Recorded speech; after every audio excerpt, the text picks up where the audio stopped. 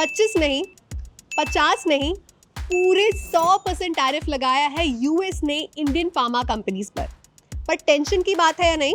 Let's find out. एक तरह से देखा जाए तो टेंशन की बात है, क्योंकि यूएस हमारा सबसे बड़ा फार्मा मार्केट है, 10.5 बिलियन एक्सपोर्ट्स का।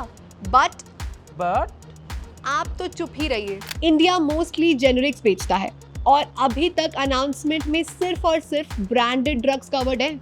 जेनरिक्स, बायोसिमिलर्स और एपीआईज के लिए क्लैरिटी नहीं है। मतलब फिलहाल जेनरिक्स बच गए हैं, बट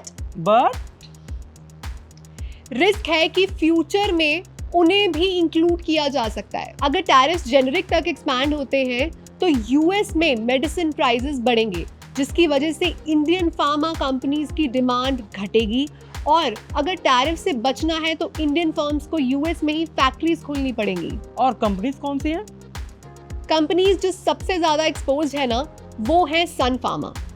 कमा रहे हैं यूएस से 31% रेवेन्यू और 20% डायरेक्टली ब्रांडेड स्पेशलिटी ड्रग्स से। मतलब सबसे ज्यादा हिट अभी इसी को लगेगा।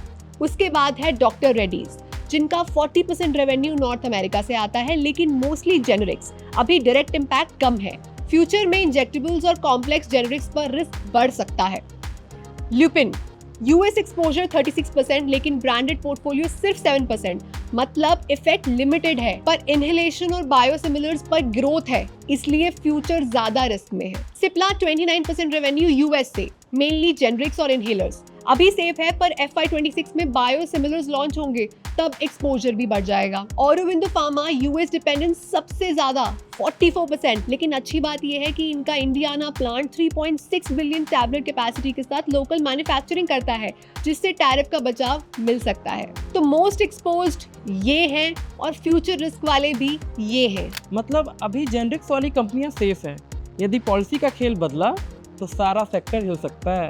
एग्जैक्टली। फार्मा इन्वेस्टर्स को अब हर यूएस पॉलिसी अपडेट पर नजर रखनी होगी, बिल्कुल तेरी तरह। चल अब, अगर आपको भी वीडियो अच्छा लगा तो इसे लाइक करे बिना बिल्कुल मत जाना। And for more updates subscribe to our channel IND Money. Investment in the securities market is subject to market risks. Read all the related documents carefully before investing.